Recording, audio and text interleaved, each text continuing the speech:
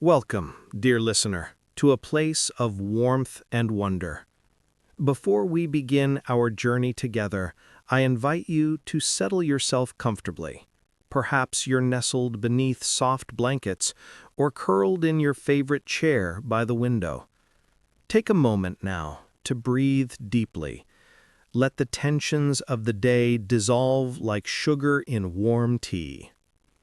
Allow your shoulders to soften, your jaw to unclench, your breathing to slow and deepen. Tonight's tale will carry you gently through the cobbled streets of old London, into a world where gaslight flickers on frosted windows, where the scent of cinnamon and old books mingles in the winter air, and where small acts of kindness create ripples that touch countless lives. Now, close your eyes if you wish, and let us begin. Chapter 1. The First Light of Morning. In the gray pre-dawn hours of a December morning, when the city of London lay wrapped in a thick blanket of fog, the narrow street of Ivy Lane began its slow awakening. The gas lamps, which had burned throughout the night like faithful sentinels, cast their amber glow upon the frost-kissed cobblestones, creating pools of warmth in an otherwise cold and colorless world. The buildings, tall and narrow, leaned toward one another like old friends sharing secrets, their brick facades darkened by years of coal smoke and weather. At the far end of this quiet lane stood a shop unlike any other. Its windows, though modest in size, gleamed with a cleanliness that spoke of daily care and attention. Above the door, painted in letters of faded gold, were the words, "Hartwell and Son, Booksellers and Stationers, established 1798. The paint had begun to peel in places, revealing the layers of previous incarnations beneath, each a proof to the shop's enduring presence through changing times. Within these walls, amid the silence that precedes the day's beginning, Mr. Edmund Hartwell stirred from his quarters above the shop. He was a man of perhaps 60 years, though the precise number had become less important to him as time passed. His hair, once a rich brown, had transformed into a dignified silver that caught the lamplight when he moved. His face, lined with the accumulated wisdom of decades spent in contemplation and conversation, bore the gentle expression of one who has found peace in his chosen path. He rose from his bed with the measured movements of ritual, each action performed with the same care he might give to handling a first edition. The wooden floorboards creaked beneath his feet, a familiar music that had greeted him each morning for more years than he could count. He moved to the washstand, where a basin of water awaited, its surface filmed with a thin layer of ice that shattered at his touch with a delicate tinkling sound. As he performed his morning ablutions, his mind turned, as it often did, to his father. The elder Hartwell had passed some 15 years prior, yet Edmund still felt his presence in every corner of the shop. It was his father who had taught him to love not just the stories within books, but the books themselves as objects of beauty and craftsmanship. A book, his father would say, running his fingers along a leather binding, is a conversation between maker and reader, between past and present. We are merely the caretakers, Edmund, guardians of wisdom, waiting to find its rightful home. Edmund dressed in his customary attire, a waistcoat of dark wool, trousers that had been mended more than once with careful stitching, and a shirt whose collar, though frayed at the edges, was clean and pressed. Over this he donned a coat of deep burgundy, its pockets deep and capacious, perfect for carrying the small treasures he accumulated throughout his days. An interesting bit of twine, a beautiful button found on the floor, a scrap of paper bearing a quote he wished to remember. Descending the narrow staircase that connected his living quarters to the shop below, Edmund paused on the landing. Through the small window there, he could see the street beginning to wake. A milk cart rattled past, its driver hunched against the cold. A chimney sweep, his face already smudged with soot despite the early hour, trudged by with his brushes over his shoulder. A woman in a shawl hurried along, her breath forming small clouds in the frigid air. Edmund continued his descent, each step producing its familiar creak until he reached the shop floor. Here, in the darkness before dawn, the books seemed to hold their breath, waiting. He could smell them, that peculiar perfume of aged paper, leather, and dust that was more precious to him than any cologne. He moved through the darkness with the confidence of one who knows every obstacle by heart, his hands reaching out occasionally to touch a shelf, a counter, the back of a chair, grounding himself in the physical reality of his domain. He made his way to the hearth, where he knelt with some difficulty, his knees protesting the cold and the position. The fireplace, a modest affair of blackened stone, held the remains of yesterday's fire. Edmund cleared these away, setting aside the larger pieces of charcoal for later use, brushing the ash into a bucket with a small broom kept for this purpose. Then, with the practiced efficiency of long habit, he began to build a new fire. First, a layer of crumpled paper, pages torn from ledgers whose usefulness had expired. Then kindling, small sticks gathered from the market, arranged in a careful lattice that would allow air to flow. Finally, larger pieces of wood, split logs that would burn slowly and steadily throughout the day. He struck a match, its sudden flare bright in the darkness, and held it to the paper. The flame caught, hesitant at first, then growing bolder, spreading from paper to kindling with increasing enthusiasm. Edmund remained kneeling, watching the fire establish itself. There was something deeply satisfying about this daily ritual, this act of bringing light and warmth into being. As the flames grew stronger, they began to illuminate the shop, revealing it in stages like a theater curtain slowly rising. First, the area immediately around the hearth became visible, then the nearest shelves, then gradually the entire space emerged from darkness. The shop was not large, but it was cunningly arranged to make the most of every inch. Shelves lined every wall from floor to ceiling, accessible by means of a sliding ladder of polished oak. The shelves themselves were packed with volumes of every description. Leather-bound classics, rubbing shoulders with more recent publications in cloth covers, oversized atlases and art books laid flat on their own special shelves, slim volumes of poetry standing in neat rows like soldiers at attention.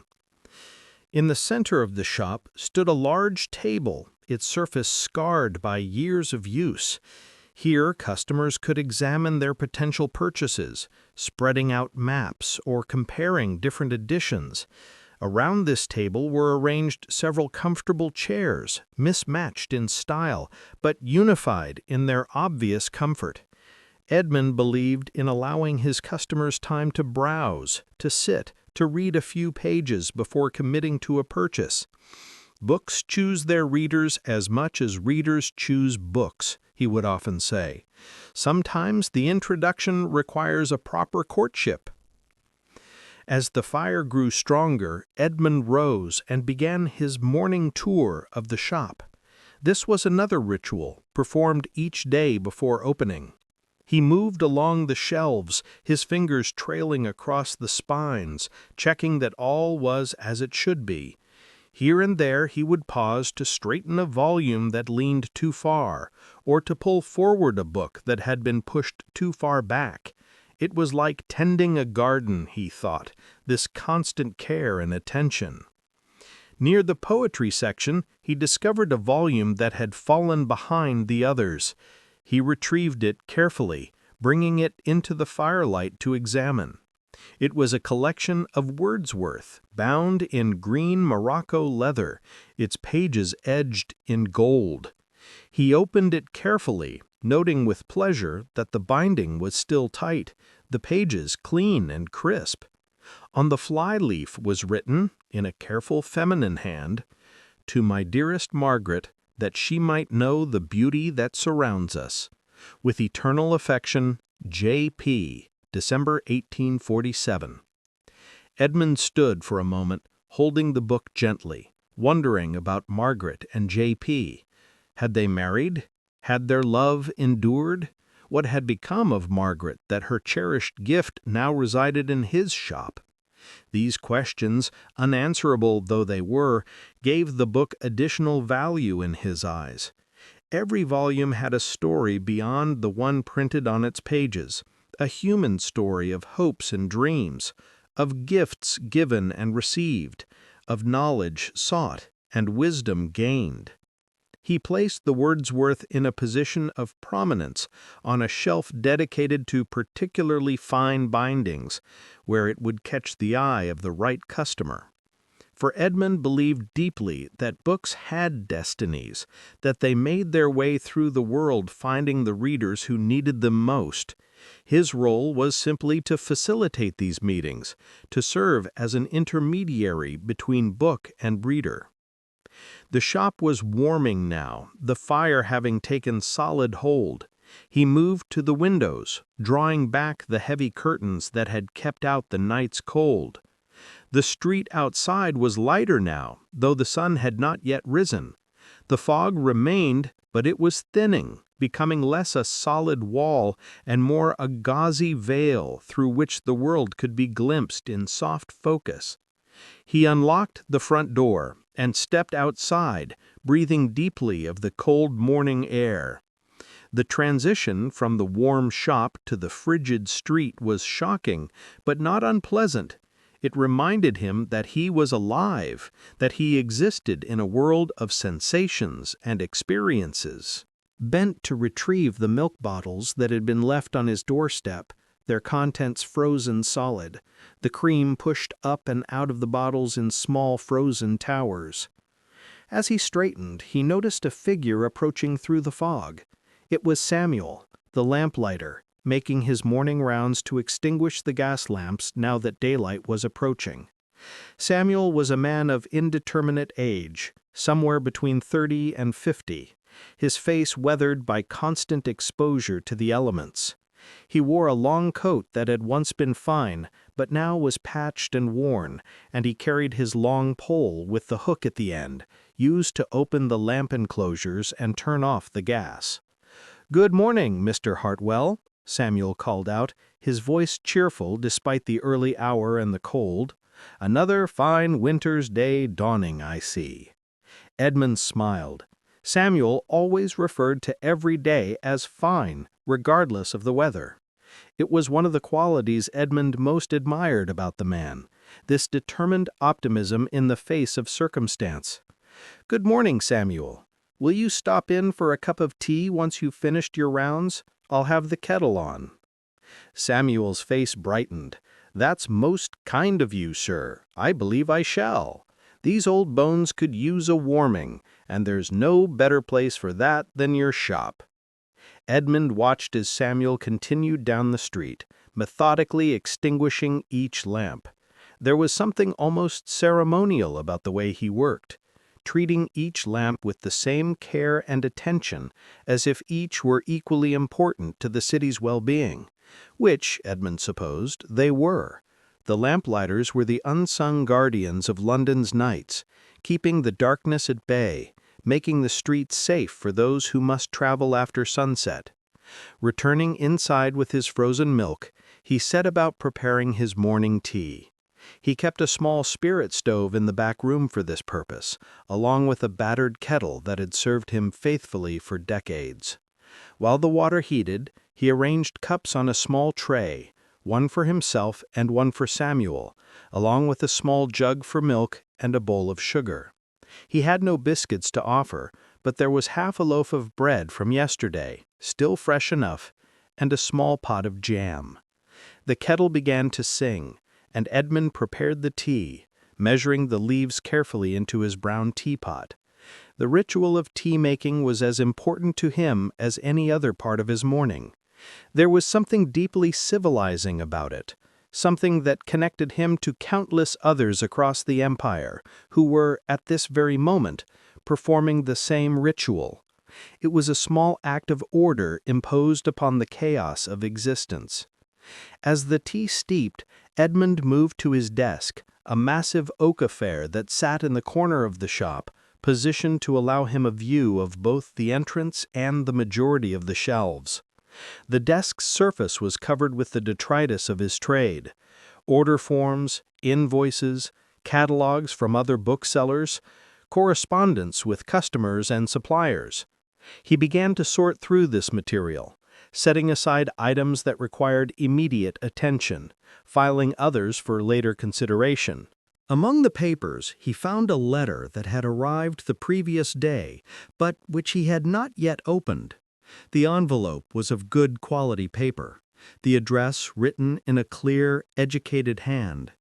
The postmark indicated it had been sent from Bath.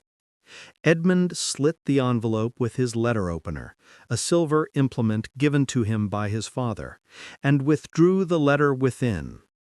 It was from a Mrs. Pemberton, a widow who had recently inherited her late husband's extensive library and wished to sell it. She provided a partial inventory, and Edmund's eyes widened as he read. First editions of Johnson's Dictionary, a complete set of Gibbon's Decline and Fall, numerous volumes on natural philosophy and mathematics. It was a considerable collection, and from the descriptions, in excellent condition. Edmund read the letter through twice, his mind already calculating the logistics and finances of such a purchase. It would require a journey to Bath, several days at least. It would require capital, for such a collection would not come cheaply. But the potential was extraordinary. These were books that would enhance his shop's reputation, that would attract serious collectors, that would find grateful homes with readers who would treasure them. He set the letter aside, his mind churning with possibilities, just as the shop bell rang. Samuel had completed his rounds and now stood in the doorway, stamping his feet to dislodge the frost that had accumulated on his boots. Come in," Edmund urged, gesturing to the fire. "Warm yourself while I pour the tea." Samuel approached the hearth gratefully, extending his hands toward the flames. "Ah, that's better. It's bitter out there today, Mr. Hartwell, the kind of cold that goes straight through to the bones." Edmund brought the tea tray to the small table near the fire, and the two men sat, each cradling a warm cup in their hands. For a moment they sat in companionable silence, sipping their tea, feeling the warmth spread through their bodies. "You're up and about early as always," Samuel observed, "though I suppose you must be, to have the shop ready for business." "Habit more than necessity. I find I cannot sleep past first light anymore. My body knows the rhythms of the day too well to deviate from them." Samuel nodded understanding.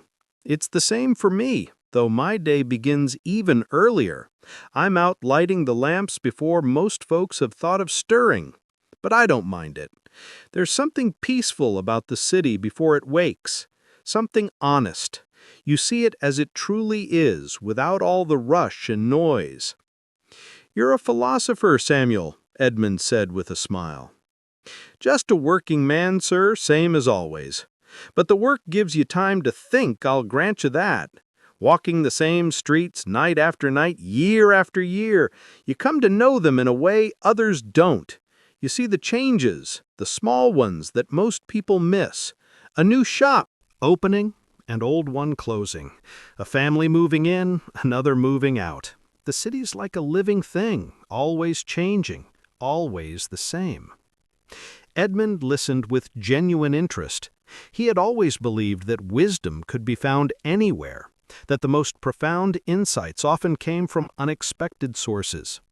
Samuel, with his simple life and steady work, had a perspective on the city that Edmund, confined largely to his shop, could never achieve. "Tell me," Edmund said, "in all your years of lamplighting, what's the most remarkable thing you've witnessed?" Samuel considered this question, sipping his tea thoughtfully. "That's a hard one, Mr. Hartwell. I've seen many things in my time. I've seen acts of great kindness and great cruelty.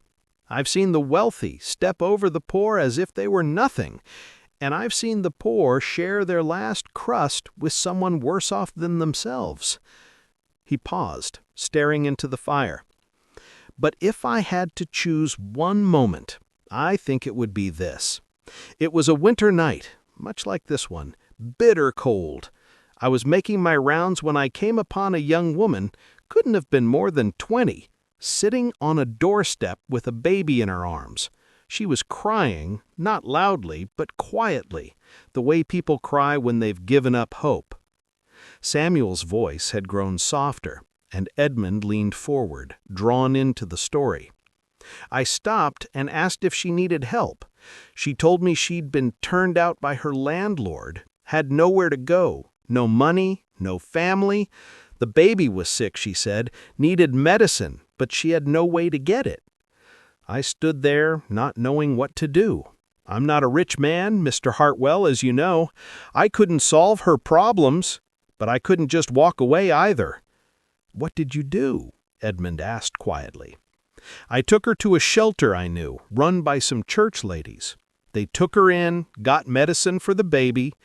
But here's the remarkable part, sir. A week later, I was lighting lamps on a different street, and a gentleman stopped me. He'd heard about what I'd done, he said, from one of the church ladies. He gave me money, more money than I'd seen in years, and told me to use it to help others as I saw fit." Samuel looked at Edmund directly. "Since that day, Mr. Hartwell, I've carried that money with me, adding to it when I can, using it when I find someone in true need.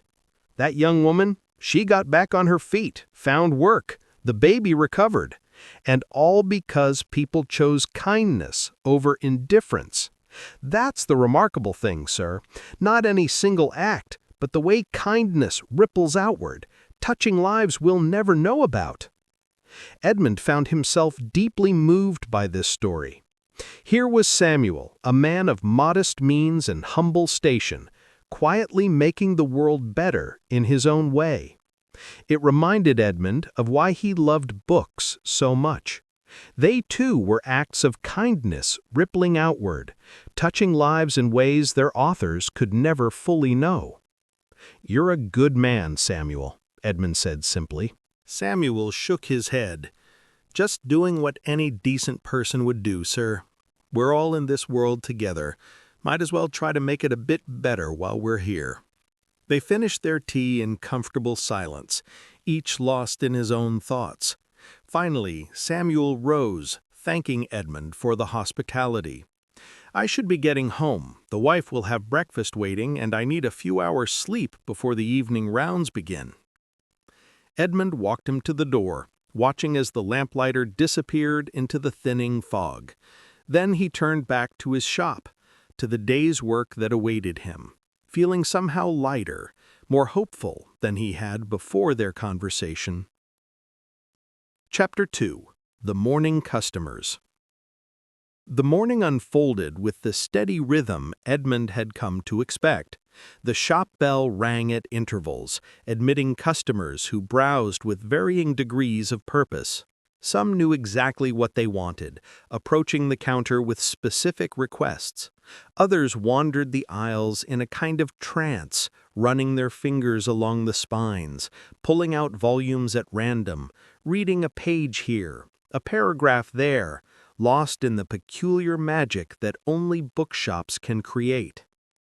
Edmund attended to each customer with the same careful attention, whether they were spending a shilling or a pound. He had learned long ago that the value of a customer could not be measured solely in their immediate purchases.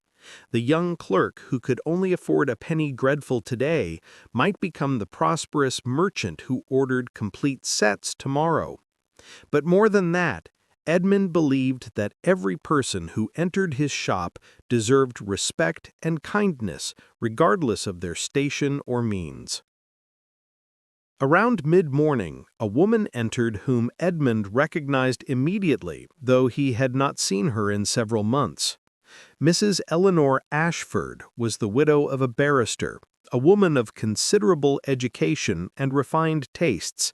She was perhaps 50 years old, her hair elegantly grayed, her clothing of good quality, though not ostentatious.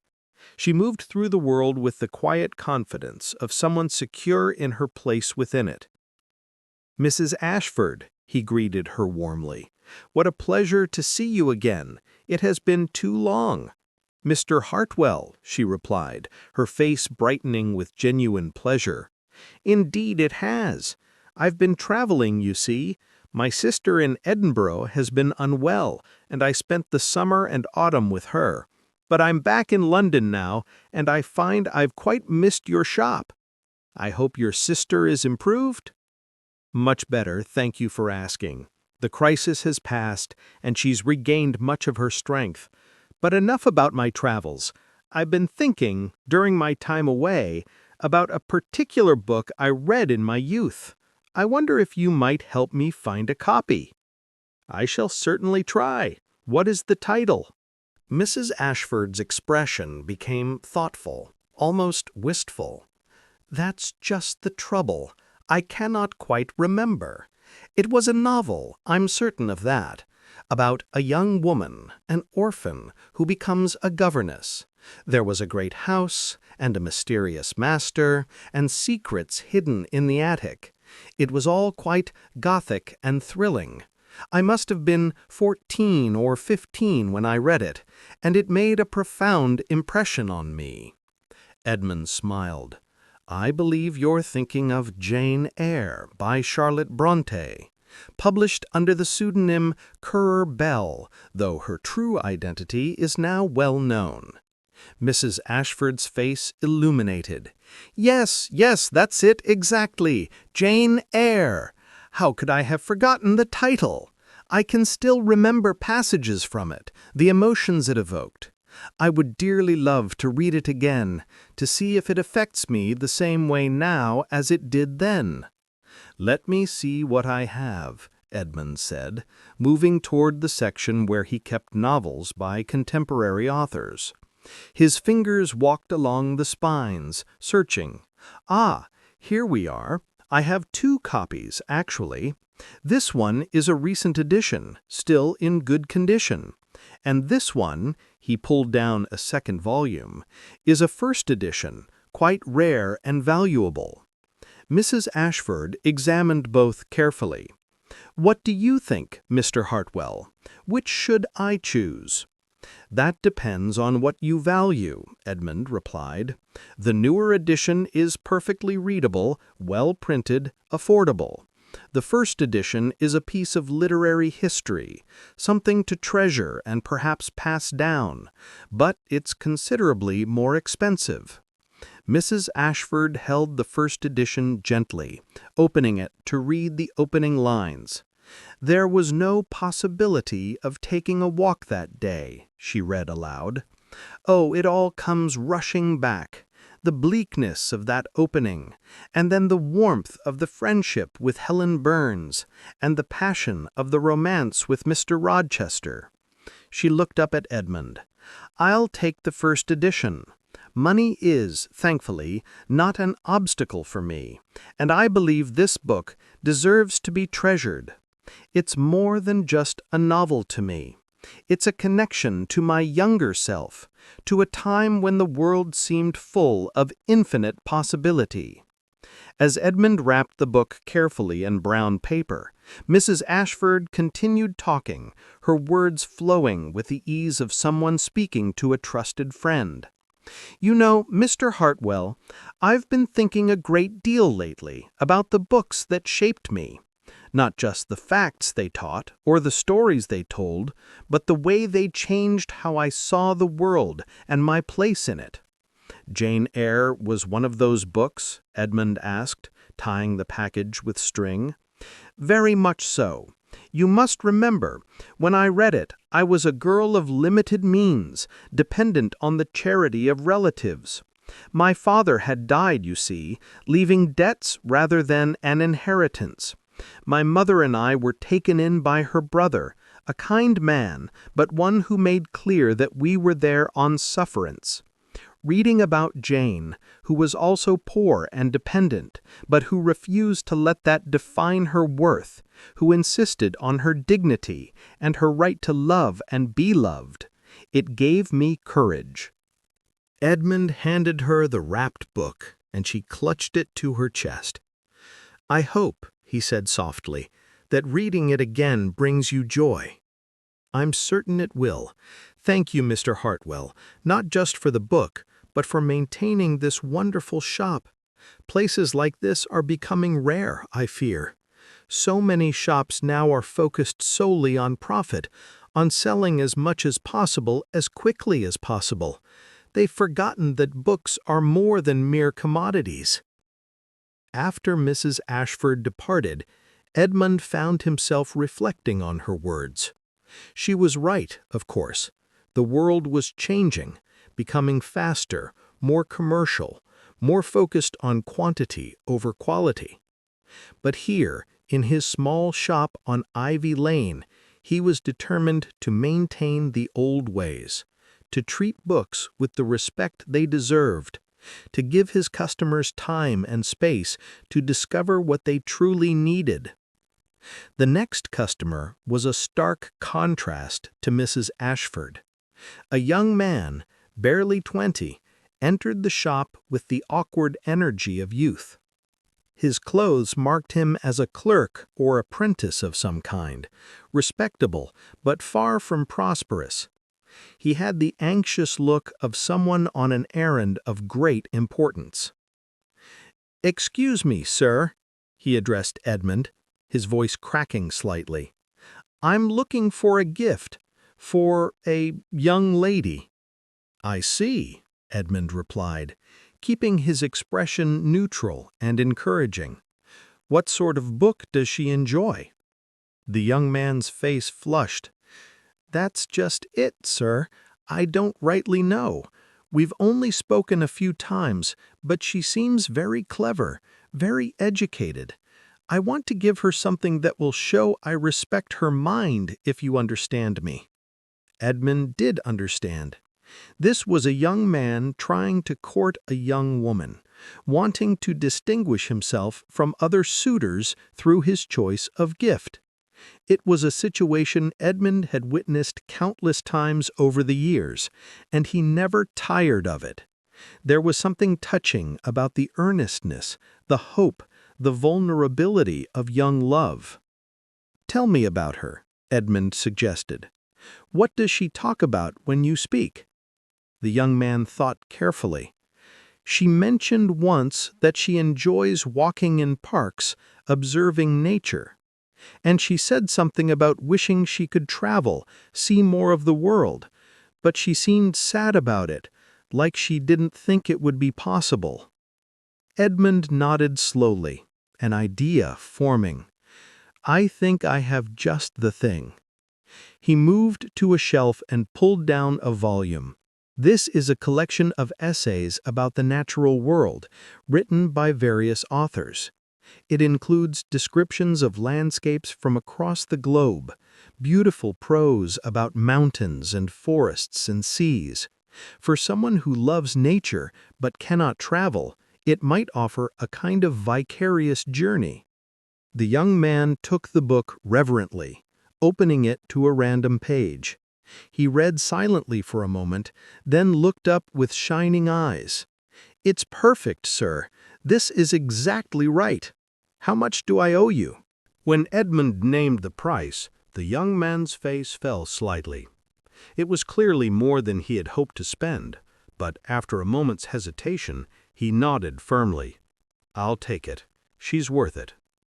As Edmund wrapped the book, he found himself hoping that the young woman would appreciate the gift, that she would see in it what the young man intended: respect for her intelligence, attention to her interests, genuine care for her happiness.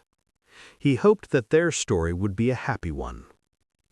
The morning continued in this fashion, a steady stream of customers, each with their own needs and stories. An elderly gentleman seeking a particular volume of sermons, a harried mother looking for primers for her children, a scholar searching for an obscure text on medieval history.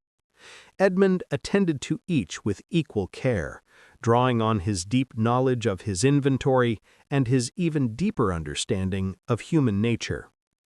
Around noon there was a lull in customers, and Edmund took the opportunity to eat a simple lunch at his desk: bread, cheese, and apple. As he ate, he returned to the letter from Mrs. Pemberton in Bath. The more he thought about it, the more convinced he became that he should make the journey.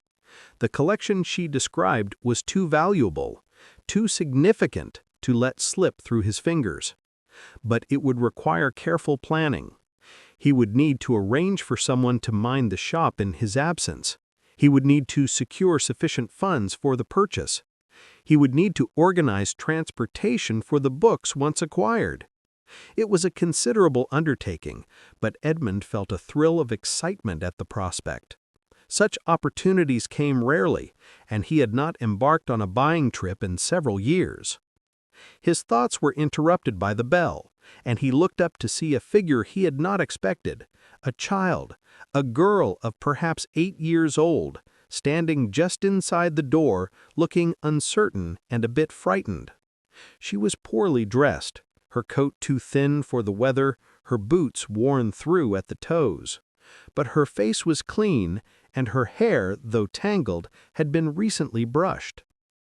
Edmund rose and approached her gently, careful not to startle her. "Good afternoon, young miss. Are you looking for someone?"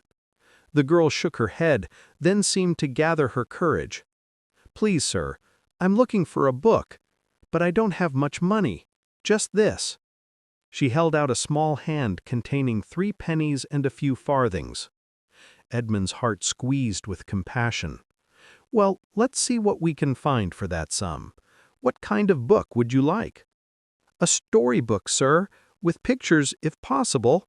It's for my brother. He's sick, you see, been sick for a long time. He can't go outside or play, and he gets so bored. I thought a book might cheer him up." Edmund knew he had books that would be perfect, books specifically intended for children and priced affordably. But looking at this girl, at her thin face and worn clothes, at the careful way she held her few coins, he found himself thinking of Samuel's story from that morning, about kindness rippling outward. "Come with me," he said, leading her to a shelf near the fire where he kept his children's books. "Let's find something special for your brother." He pulled down several volumes, showing her the pictures, reading bits of the stories aloud. Her eyes grew wide with wonder as she examined each one, running her small fingers over the illustrations with reverent care. Finally, she settled on a book of fairy tales, its cover bright with color, its pages filled with enchanting images. "This one," she said firmly. "He'll love this one." Edmund took the book from her and examined it. It was priced at 1 shilling, far more than she had. But he looked at her hopeful face, thought of her sick brother, thought of Samuel's words about making the world a bit better, and made a decision. "You're in luck," he told her seriously. "This book is on special offer today. For children buying gifts for siblings, the price is exactly 3 pennies and 4 farthings. Her face lit up like the sun breaking through clouds. "Truly, sir, truly. Now let me wrap it up nicely for you." As he wrapped the book, the girl watched with barely contained excitement. When he handed her the package, she clutched it to her chest and smiled so broadly he thought her face might split. "Thank you, sir. Thank you so much. I can't wait to give it to him. He's going to be so happy." She turned to leave, then paused and looked back. "You're very kind, sir. I'll remember this. When I'm grown up and have money of my own, I'll come back and buy lots and lots of books from you." "I shall look forward to that day," Edmund replied, his voice thick with emotion. After she left, Edmund stood for a moment looking at the door through which she had disappeared. He had sold books at a loss, something his business sense told him he should not do, but his heart told him otherwise.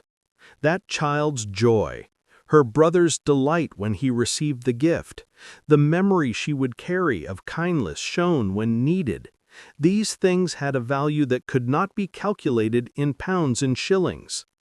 The afternoon brought more customers, and Edmund lost himself in the familiar rhythms of his work. But in the back of his mind he was already planning the trip to Bath, the purchase of Mrs. Pemberton's collection, the cataloging and pricing of those new acquisitions, the customers who would be delighted to discover them, the stories within the books, and the readers. It was not glamorous or lucrative, but it was meaningful.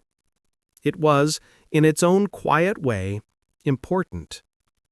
He thought of all the people who had passed through his shop that day. Mrs. Ashford, reconnecting with her past, the young man courting his love, the little girl brightening her brother's confinement. Each had left carrying a book, but more than that, each had left carrying possibility, hope, connection. And Edmund, in his small corner of London, had facilitated these transformations. As he began his closing routine, banking the fire and tidying the shelves, he found himself smiling. Tomorrow would bring new customers, new stories, new connections. But for now, he had this moment, this satisfaction of a day well lived, a purpose well served. Chapter 3. The Evening Visitor. The shop had been closed for perhaps an hour. The sign on the door turned to indicate that business was concluded for the day, when Edmund heard an urgent knocking. He looked up from his desk, where he had been writing a letter to Mrs. Pemberton, accepting her offer and proposing dates for his visit to Bath, and frowned slightly. It was unlike him to have visitors at this hour. Rising from his chair with some reluctance, for he had been quite comfortable and the evening was cold, Edmund made his way to the door. Through the frosted glass he could see a figure, indistinct but clearly anxious from the way they shifted from foot to foot. Edmund unlocked the door and opened it to reveal a man of middle years, respectably dressed but disheveled, his face bearing an expression of considerable distress. "Mr. Hartwell," the man asked urgently. "You are Mr. Hartwell, the bookseller?" "I am," Edmund confirmed, "though I'm afraid the shop is closed for the day if you'd care to return tomorrow morning." "Please," the man interrupted, and there was such desperation in his voice that Edmund paused. "Please, I know it's an imposition, but I must speak with you now. It's a matter of some urgency. May I—"